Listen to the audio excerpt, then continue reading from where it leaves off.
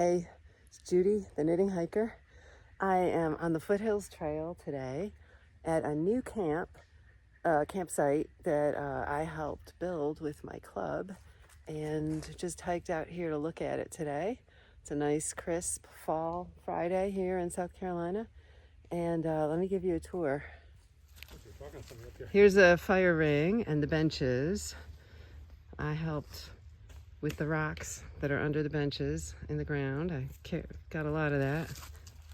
And then the fire ring came up in a truck. And where's your stairs, Gene? Up by the right side of the bench. Okay, here's another bench.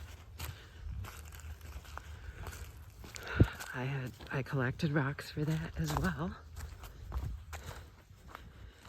And here are some stone steps that, these are pretty impressive. Let me get a picture from the bottom. Ta-da! Here's the stone steps from the bottom. And a few steps over here is the water source. Okay, here's the water source. And this was all full of trees that had been knocked down by storm last fall. And we got that out. And there's a lower source for water, and then there's also an upper source. I'm very proud of these steps here. I dug these out with a mattock so that there's another place you can get water up here at the top. So it's pretty cool. So in a few minutes, I'll get to my knitting. But this morning, I'm out here on the trail, on the Foothills Trail. This new camp is between Cantrell site and the Lighthouse site. It's about halfway between Sassafras Mountain and the Nature Center at Table Rock State Park. So we're almost at the end or the beginning of the Foothills Trail, about 5 miles from the end.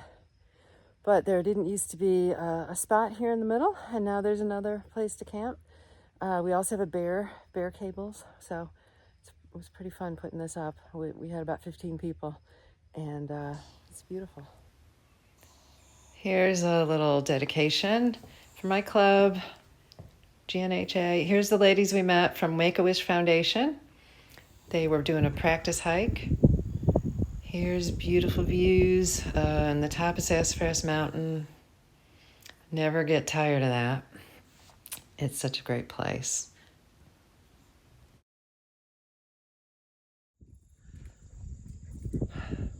So this is the end of the hike for me today.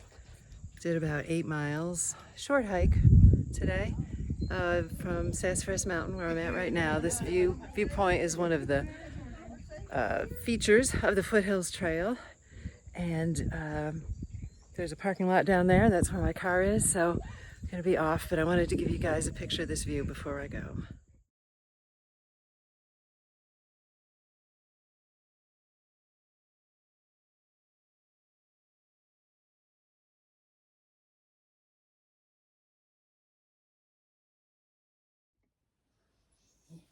Hi, I'm off the trail and I'm all cleaned up. Are we recording? Yes, okay. Hi, I'm off the trail. I'm all cleaned up, and I'm not wearing my glasses, which is why I had to get close. But when I wear my glasses, the ring light reflects, and you just see the ring light reflected. So I haven't figured out how to deal with that. So I'm not wearing glasses right now. So I'm gonna struggle through. This is something I've been knitting lately. I did 2 of these. It's a baby pullover. I kind of followed a basic pattern, but then it kind of went off the rails because the proportions seemed a little wrong.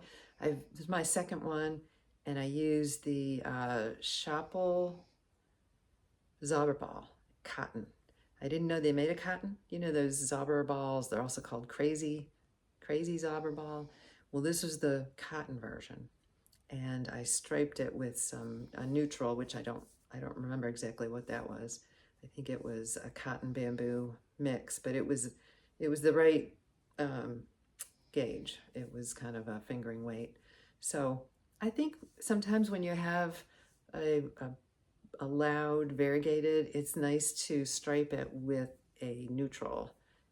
gray or off-white, and it just kind of gives your eye a rest. I don't know. Be interested to know what people do. But let's see. And then I'm also working on socks.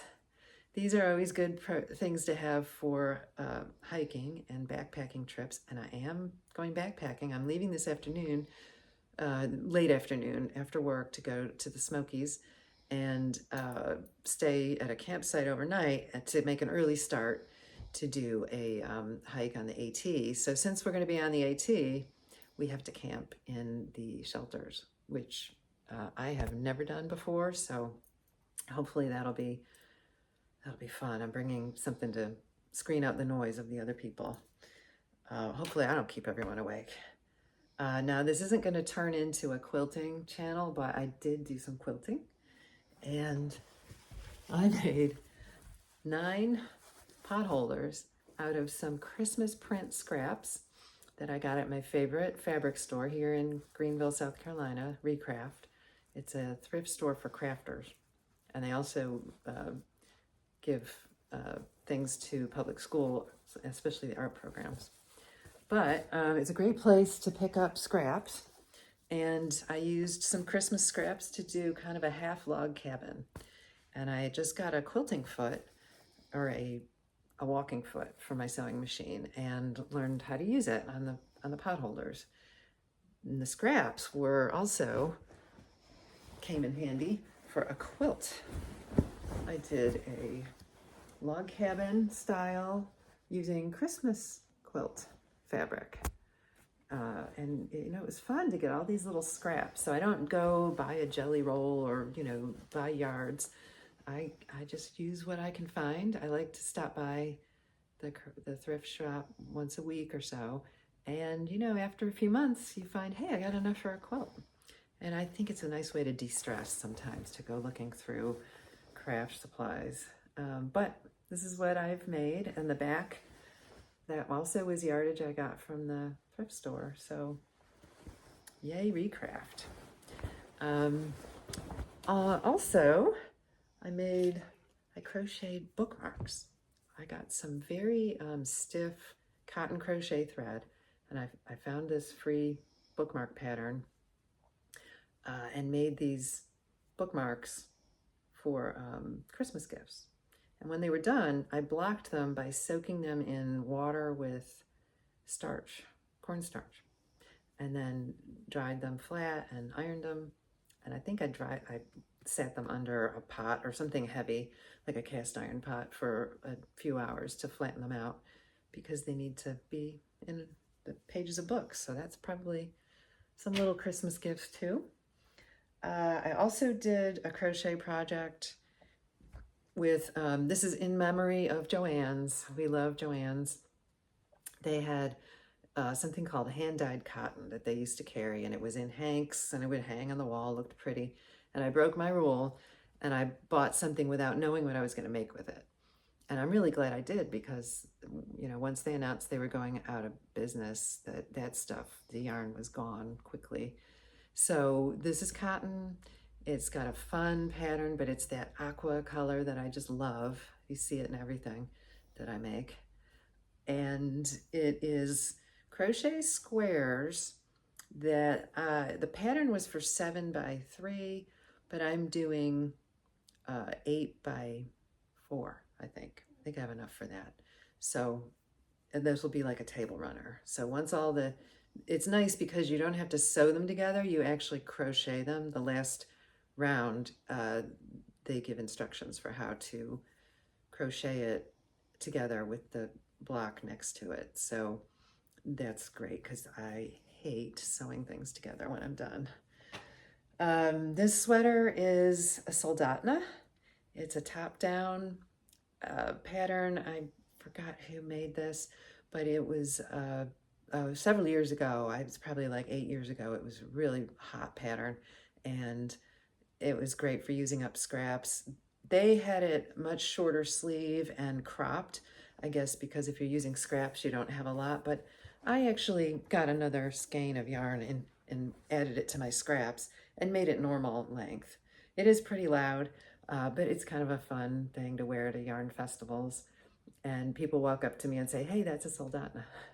I have another Soldotna too, because I'll tell you, the 2 times I went to Rhinebeck, it was hot in October.